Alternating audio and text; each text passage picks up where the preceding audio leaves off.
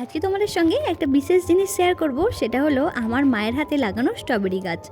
গত বছর মাকে দুটো স্ট্রবেরি গাছ কিনে এনে দিয়েছিলাম, আর দেখো সেই দুটো গাছ থেকেই মা কত চারা করে ফেলেছে, আর শীতের শুরু থেকেই বেশ ভালো ফলও হচ্ছে।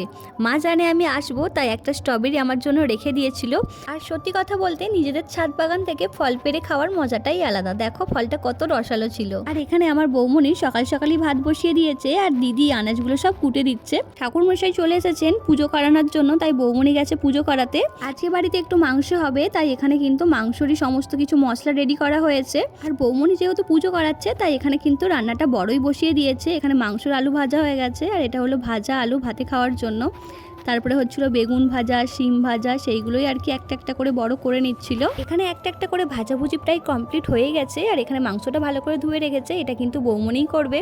আর দেখো পুজোও কমপ্লিট হয়ে গেছে, তাই প্রসাদ দিচ্ছিল সবাইকে। আমার এই প্রেগনেন্সির সময়ে আমি তো সেই রকম বাইরেই বেরোইনি, তাই এখানে একটা ফেরিওয়ালা কাকু এসেছিলেন বাড়িতে পড়ার জন্য। আমি একটা জুতো কিনে নিলাম।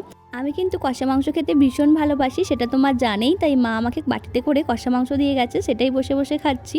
আর এখানে আমার জেঠু ভাতে খাওয়ার জন্য স্যালাডটা বানিয়ে নিচ্ছে, সব কিছু দিয়ে, মানে গাজর, শসা, টমেটো, সেগুলোই আর কি কুচিয়ে নিচ্ছে।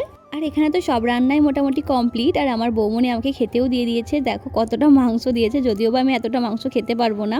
তারপর স্যালাডটা বাকি ছিল, সেটাও লাস্টে দিয়ে দিল। খাওয়া দাওয়ার পর এখানে আমার বোনঝি আর ভাইঝি কিতকিত খেলছে।